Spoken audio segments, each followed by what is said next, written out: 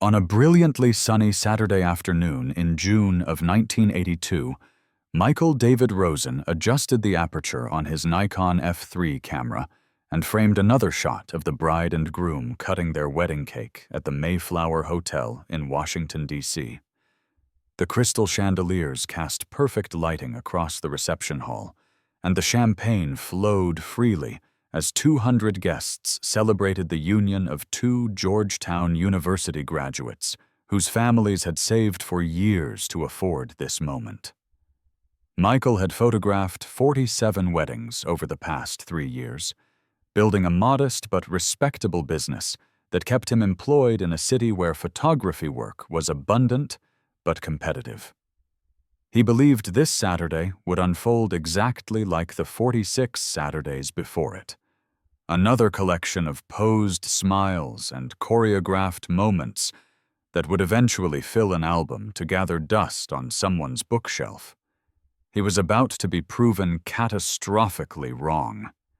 But before we dive into this story, make sure to leave a like and subscribe to the channel so we can bring you the most gripping Cold War and espionage stories every day.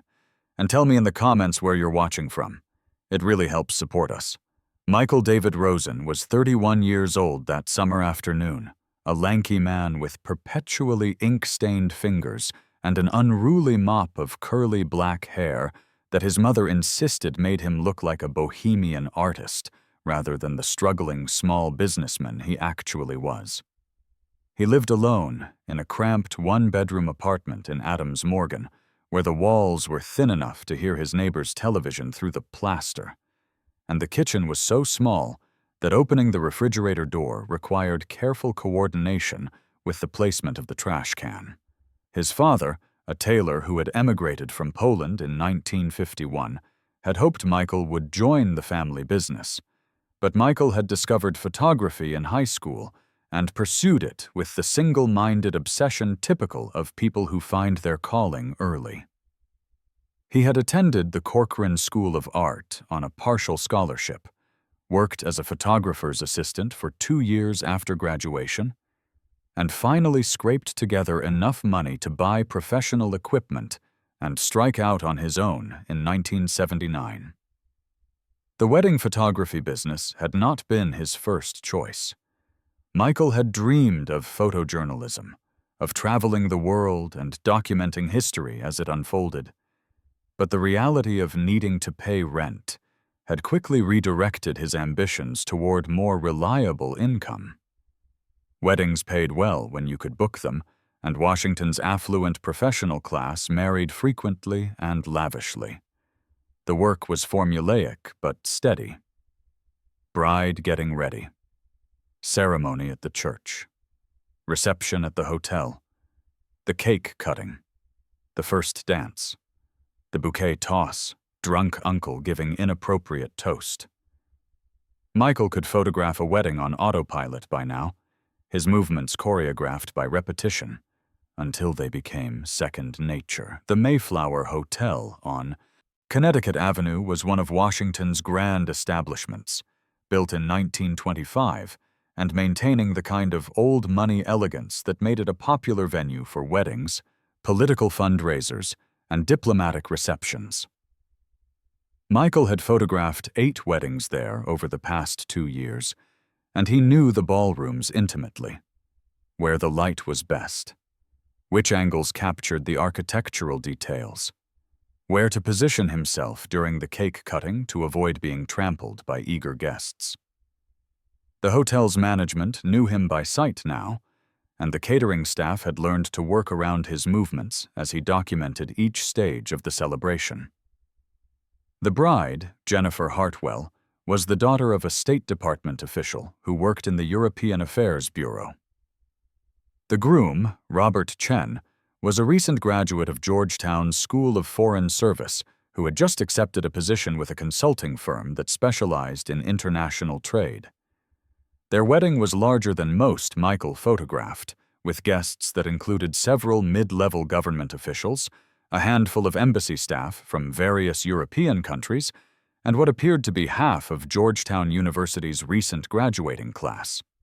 The reception hall buzzed with the particular energy of Washington social events, where networking and celebration blended seamlessly, where conversations about policy positions occurred naturally, alongside discussions of the open bar. Michael moved through the crowd with his camera, capturing the expected moments while also looking for the unexpected shots that elevated his work above simple documentation. A flower girl asleep under a table. The groom's grandfather dancing with surprising grace. Two bridesmaids laughing so hard that tears streamed down their carefully made-up faces.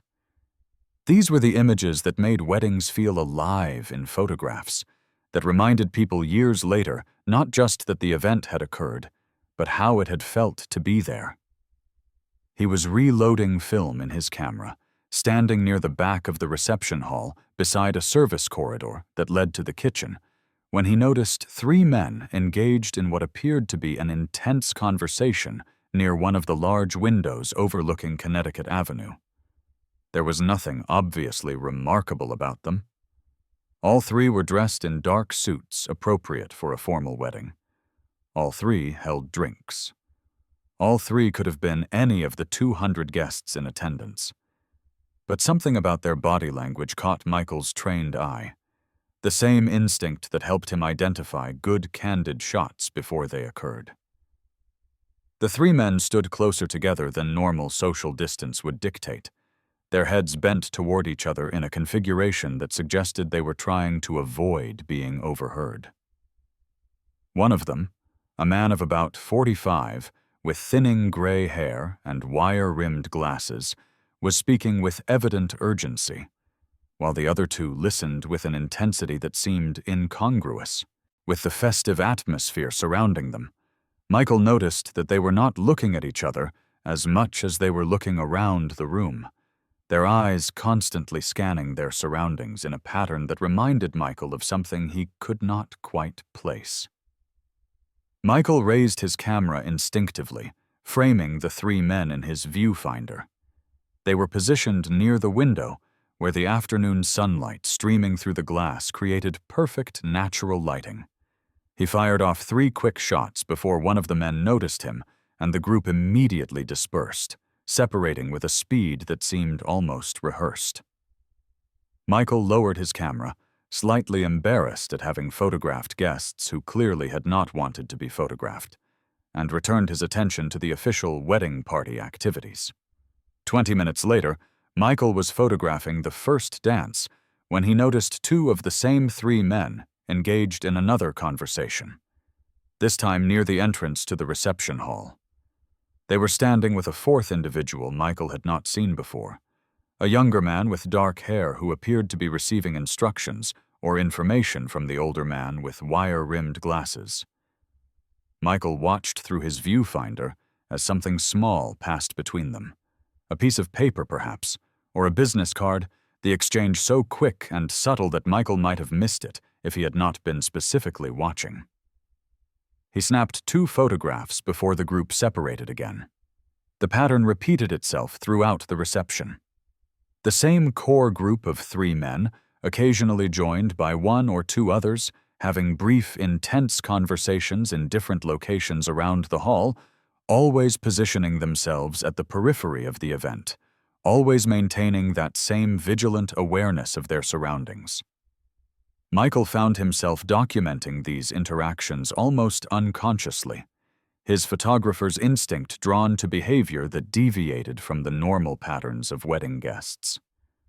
Most people at weddings drank too much, told embarrassing stories, danced badly, and grew progressively louder as the evening wore on. These men did none of those things.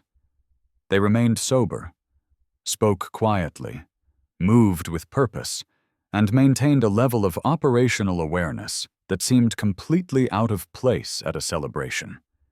By the end of the evening, Michael had taken nearly 400 photographs, the standard number for a wedding of this size. Most were the expected images that would fill the couple's album. But scattered throughout the rolls of film were perhaps 15 or 20 shots of the mysterious group of men whose behavior had so captured his attention. Michael packed up his equipment around 11 p.m., said his goodbyes to the bride and groom, and drove home through Washington's empty weekend streets with his mind already planning the next day's development work. Michael spent Sunday afternoon in the cramped dark room he had constructed in his apartment, bathroom, developing the film from the wedding. He had converted the space 3 years earlier, installing a red safe light, building shelves for his chemicals and equipment, and learning to work in the cramped conditions with the patience of someone who had no other option. The acrid smell of developer and fixer filled the small space as he processed the film, hanging the developed strips to dry on a line he had strung across the shower. When he examined the negatives later that evening, Michael found himself paying particular attention to the shots he had taken of the 3 men and their associates. In the crisp detail of the developed film, their faces were clearly visible, their body language unmistakable.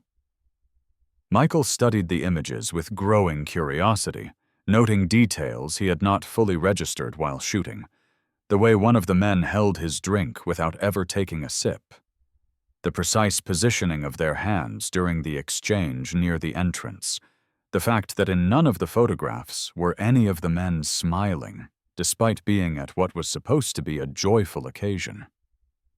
Michael might have dismissed his observations as the overactive imagination of someone who had watched too many spy movies, if not for one detail that caught his eye as he studied the negatives more closely. In one of the shots, the man with wire-rimmed glasses was standing near a decorative mirror on the wall, and in the reflection, Michael could see what appeared to be a small leather notebook in the man's inside jacket pocket. The notebook had distinctive markings visible on its cover, characters that Michael could not read, but immediately recognized as Cyrillic lettering. Michael felt a chill run down his spine, despite the warm stuffiness of the darkroom. Washington, in 1982, was a city saturated with Cold War tension. The Soviet Union had invaded Afghanistan 3 years earlier. President Reagan had dramatically increased defense spending and begun referring to the Soviet Union as an evil empire.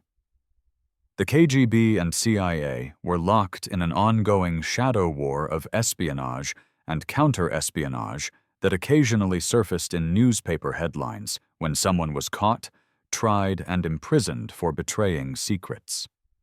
Michael had grown up reading about spy cases, about elaborate dead drops and covert meetings, about the constant threat of Soviet intelligence operations on American soil.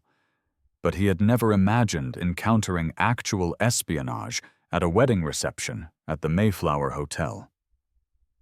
The thought seemed absurd, paranoid, the kind of suspicion that would make him sound like a conspiracy theorist if he voiced it aloud.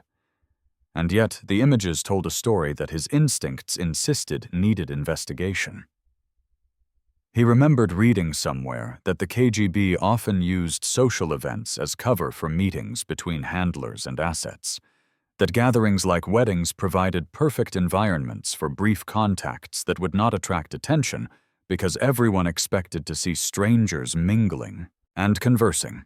Michael sat in his dark room for a long time that evening, staring at the negatives hanging from the line, trying to decide whether he was seeing evidence of espionage or simply projecting thriller movie fantasies onto innocent behavior.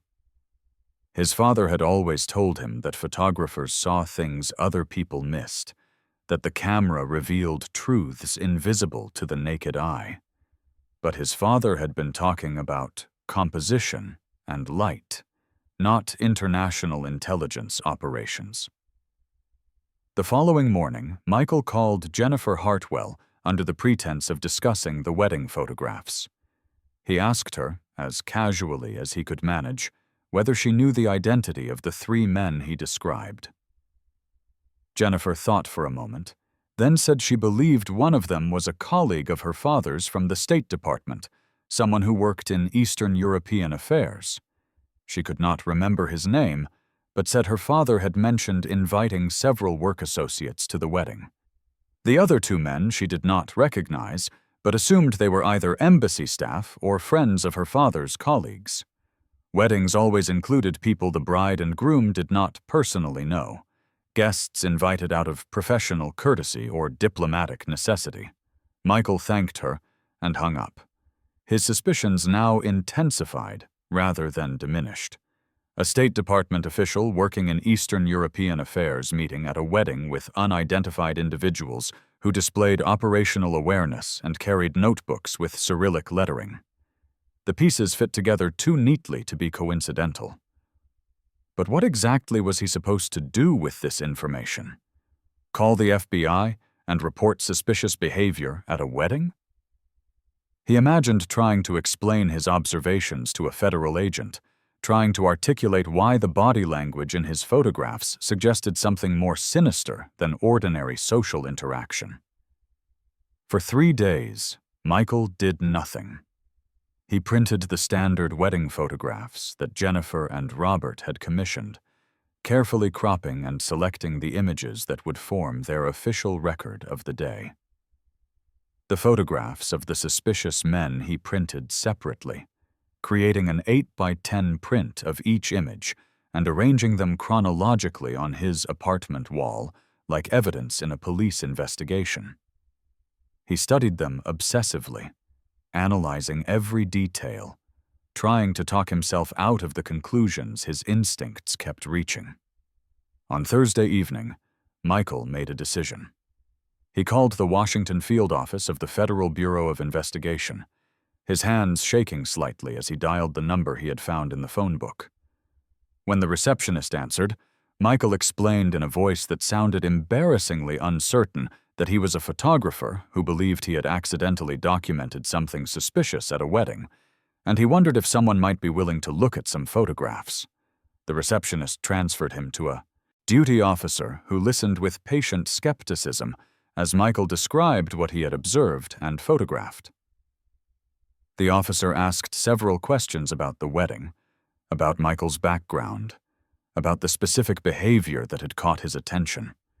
Michael could hear the doubt in the man's voice, the barely concealed assumption that this was another civilian call from someone who had watched too many episodes of Mission Impossible. But the officer took down Michael's information and said someone would contact him if they determined the matter warranted further investigation. Michael hung up feeling foolish and certain that nothing would come of his report. He went to bed that night, trying to convince himself to forget about the whole incident, to focus on the 3 weddings he had booked for the following month, to return his attention to the mundane business of making a living with a camera. 2 days later, on Saturday morning, there was a knock on Michael's apartment door. He opened it to find 2 men in dark suits holding FBI identification. Special Agent Richard Calloway was in his late 40s with salt and pepper hair and the weathered face of someone who had spent decades dealing with human deception. Special Agent Jennifer Martinez was younger, perhaps 35, with sharp eyes that seemed to catalog every detail of Michael's cluttered apartment in a single sweeping glance. They asked if they could come inside and discuss the photographs Michael had mentioned in his phone call. Michael invited them in, acutely aware of how his small apartment must appear to federal agents. Newspapers piled on the coffee table, dirty dishes in the sink, photographic equipment stacked in corners. But if the agents judged his housekeeping, they gave no indication. They sat on his threadbare couch and asked him to walk them through everything he had observed at the wedding. Michael told them the story again, this time with more confidence because their presence validated his suspicions. He showed them the photographs he had printed, arranged on the wall like an exhibition. The agents studied the images in silence for several minutes, occasionally exchanging glances that Michael could not interpret. When they finished, Agent Calloway turned to Michael with an expression that had shifted from polite skepticism to serious interest. "Mr. Rosen," Agent Calloway said, "I need to ask you some very specific questions, and I need you to answer them as accurately as possible. Did you show these photographs to anyone else? Did you tell anyone besides the bride about your suspicions? Do you have the negatives and all prints of these images? Michael answered yes to the last question, and no to the first two. The agents seemed relieved.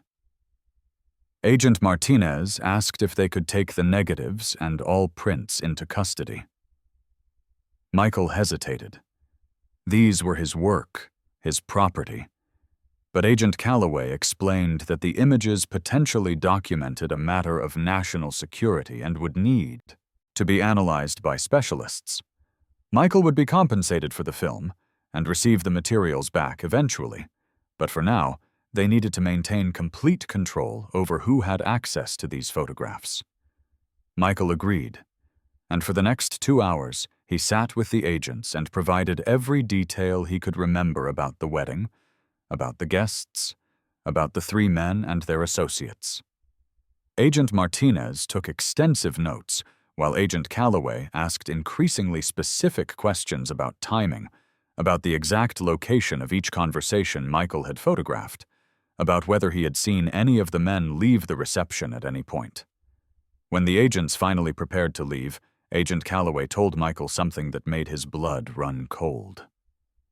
He said that Michael had potentially documented a meeting between a State Department official and known KGB operatives, that the FBI had been monitoring certain individuals for months, but had lacked photographic evidence of direct contact, and that Michael's wedding photographs might provide the crucial documentation needed to build a case against someone who had been selling classified information to the Soviet Union.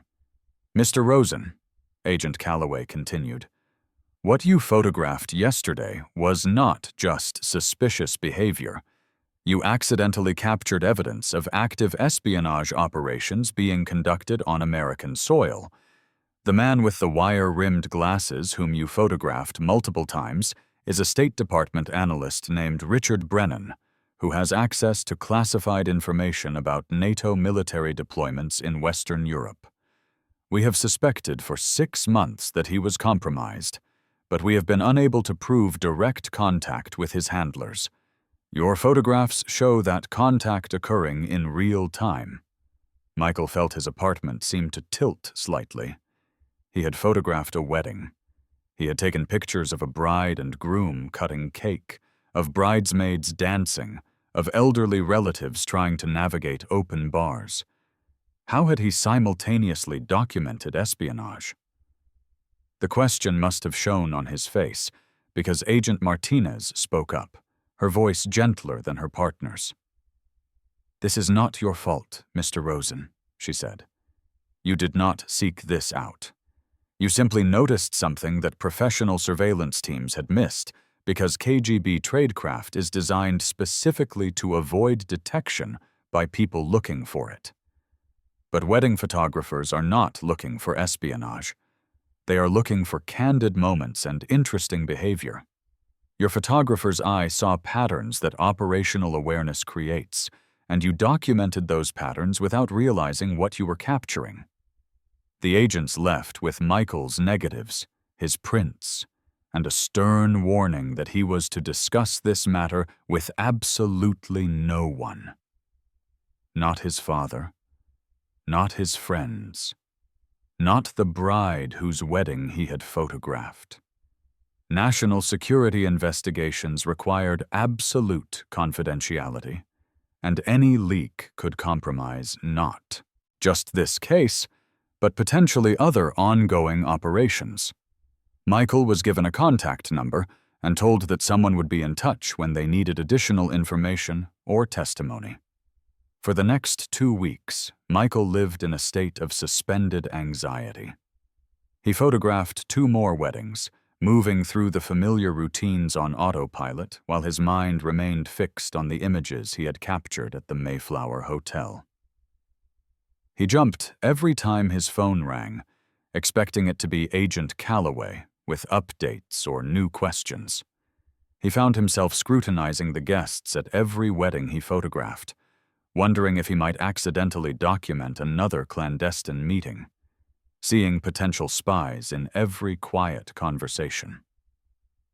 On a Wednesday evening in late June, Agent Calloway called and asked if Michael could come to the FBI field office the following morning. There was something they needed him to see, and potentially some testimony he would need to provide. Michael arrived at the government building at 9 a.m. sharp, was escorted through security checkpoints and metal detectors, and finally led to a conference room where Agent Calloway and Agent Martinez waited along with two other individuals Michael did not recognize. Agent Calloway explained that the photographs Michael had taken had indeed documented meetings between Richard Brennan and three known KGB intelligence officers operating under various forms of diplomatic and academic cover. The images had provided the FBI with evidence of timing and location that corroborated other intelligence they had been gathering. Combined with surveillance records and financial investigations, they now had enough to arrest Brennan and charge him with espionage. But there was a complication, Agent Calloway continued.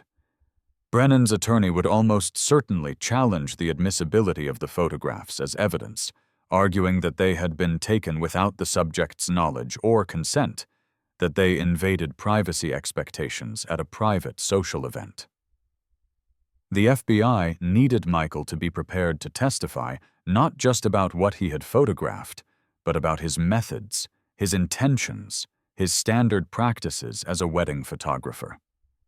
They needed to establish that he had been doing his normal job, not conducting surveillance, and that the photographs were legitimate documentation of a public event where guests had no reasonable expectation of complete privacy. Michael spent 3 hours that morning being briefed on what his testimony might entail, practicing answers to questions that defense attorneys might ask, learning to explain his photographic choices in terms that would make sense to a jury. The experience was surreal, like rehearsing for a play in which he had never intended to audition. He had picked up a camera because he loved capturing moments, not because he wanted to become a witness in espionage prosecutions. The arrest of Richard Brennan occurred on a Monday morning in early July. Federal agents took him into custody at his home in Arlington, Virginia, before he could report to work at the State Department. The arrest made national news, another headline in the ongoing saga of Cold War espionage that played out across America's newspapers and television screens. The New York Times ran a front-page story describing Brennan as a mid-level analyst who had allegedly been selling NATO deployment information to Soviet intelligence for at least 18 months. The Washington Post published photographs of Brennan being led from his house in handcuffs, his face ashen and disbelieving. Michael read the articles with a mixture of vindication and unease. He had been right. The suspicious behavior he had documented had indeed been evidence of espionage. But he took no pleasure in this confirmation. Instead, he felt the weight of having accidentally become part of something much larger than himself, of having stepped through a door into a world that existed parallel to ordinary life, but operated according to completely different rules. The trial occurred 6 months later, in January of 1983. Michael was called to testify on the third day of proceedings. He sat in the witness box and explained to the jury how he had been hired to photograph a wedding, how he had noticed unusual behavior among certain guests, how his photographer's training had led him to document patterns of interaction that seemed significant. Defense attorneys attempted to discredit his observations, suggesting that he had been conducting amateur surveillance rather than professional photography, that he had selectively photographed their client in order to create a false narrative. But the prosecutor systematically dismantled these arguments by presenting Michael's complete contact sheets from the wedding, showing that he had taken hundreds of photographs of all aspects of the event, and that the images of Brennan and his KGB handlers represented a small fraction of the total documentation. The jury took 4 days to reach a verdict. Richard Brennan was convicted on 7 counts of espionage, and conspiracy to commit espionage. He was sentenced to 30 years in federal prison. The 3 KGB officers he had been meeting with were declared persona non grata and expelled from the United States within 72 hours of the verdict. The prosecution presented evidence that Brennan had received more than $80,000 from Soviet intelligence in exchange for classified information about NATO military exercises, troop movements, and strategic planning documents. Intelligence analysts estimated that his activities had potentially compromised American and Allied security operations across Western Europe. Michael's role in the case remained largely confidential. The FBI kept his identity out of public records, listing him in court documents only as Witness 12, professional photographer.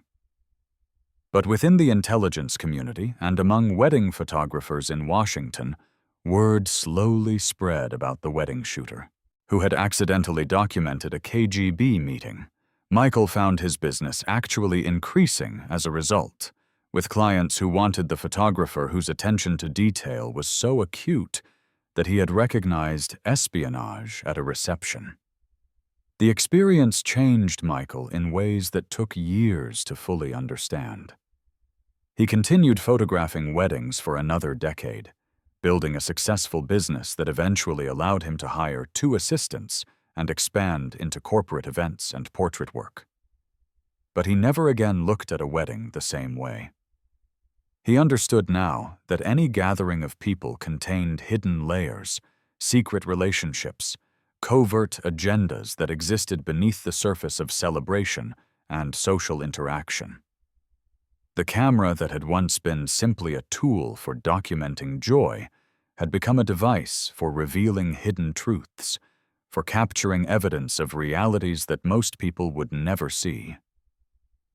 Years later, after the Cold War had ended and the Soviet Union had collapsed, Michael was interviewed by a journalist researching Cold War espionage cases for a book about civilian involvement in counterintelligence operations.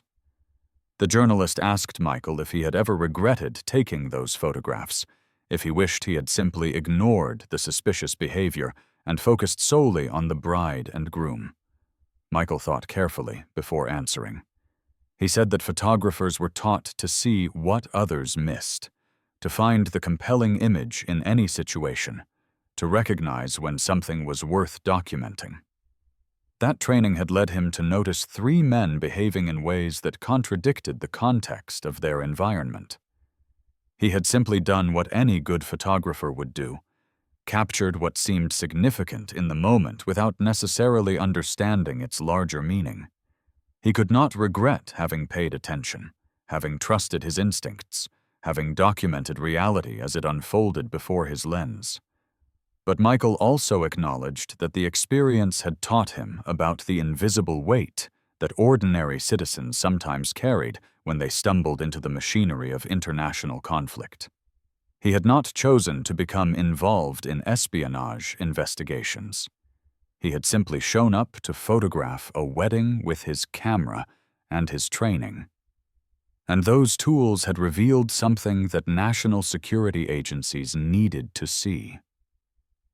The responsibility of that revelation, the knowledge that his photographs had contributed to someone's imprisonment and potentially protected military secrets, was not something he carried lightly. The photographs themselves, the negatives and prints that Michael had surrendered to the FBI that Saturday morning in June of 1982, were eventually returned to him 5 years later. They arrived in a sealed envelope with a letter from the director of the FBI thanking him for his cooperation and service to national security. Michael filed them away in a cabinet where they remained for years, occasionally examined but never displayed. Too sensitive to share publicly, but too significant to discard. Jennifer Hartwell and Robert Chen, the couple whose wedding had provided the setting for Michael's accidental documentation of espionage, divorced 3 years after their marriage. Michael learned this through a mutual acquaintance and felt a strange sadness that their celebration, which should have been remembered as a day of joy and commitment, had instead become forever linked in his mind with espionage and betrayal. He wondered if they knew about what he had photographed at their reception, if the FBI had ever informed them that their wedding had provided cover for a KGB meeting. He never asked. Some knowledge seemed too heavy to share. Michael Rosen eventually retired from wedding photography in 1995, selling his business and transitioning into teaching photography at a community college in Maryland.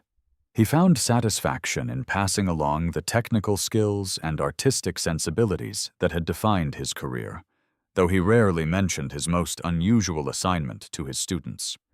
The story seemed too improbable, too much like something from a thriller novel, to share with young photographers learning to navigate apertures and shutter speeds.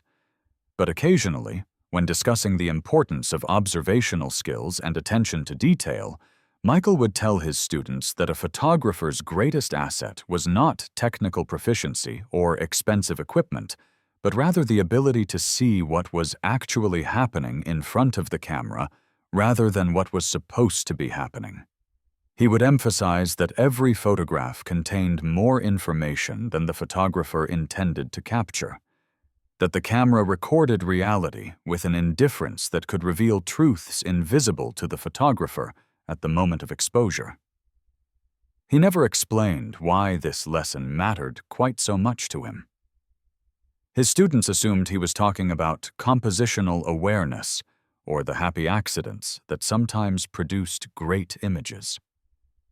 They did not know he was really talking about the afternoon he had accidentally documented the intersection of ordinary life and international espionage, the day his wedding photographs had become evidence in a Cold War spy case.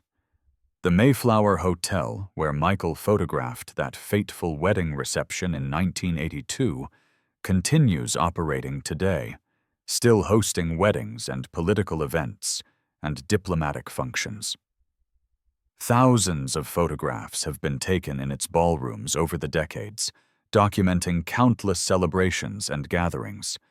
But somewhere in the archives of American counterintelligence history, a small set of those photographs exists as evidence of a particular moment when the Cold War infiltrated a wedding reception, when Soviet intelligence officers and their American asset met under the cover of a joyous occasion, and when one photographer's trained eye recognized that something about the scene did not quite fit. Richard Brennan served 11 years of his 30-year sentence before being released in a prisoner exchange in 1994, traded for an American intelligence officer held by Russia. He returned to Moscow, where he presumably received whatever rewards or recriminations the post-Soviet intelligence apparatus deemed appropriate for an agent whose operation had been compromised by wedding photographs.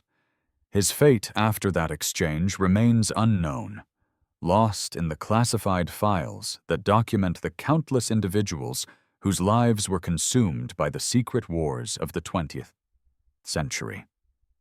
Michael died in 2019 at the age of 68, his career spanning the transition from film to digital photography, from Cold War tensions to the post-9/11 security landscape. His obituary in the Washington Post mentioned his contributions to wedding photography and his years teaching at the community college, but made no reference to his role in an espionage case. Only a small circle of people knew that story, and most of them carried their knowledge in silence, understanding that some service to national security must remain unacknowledged to remain effective. But in the history of Cold War espionage, Michael David Rosen's story represents something significant about how intelligence operations were ultimately exposed and defeated. Not always through sophisticated counterintelligence work or elaborate technical surveillance, but sometimes through the observational skills of ordinary citizens who simply paid attention to what they were seeing, who trusted their instincts when something seemed wrong, and who had the courage to report anomalies even when doing so seemed awkward or potentially foolish. The Cold War produced countless photographs, surveillance images, reconnaissance pictures, propaganda shots, news documentation. But rarely did ordinary event photography play a role in counterintelligence operations.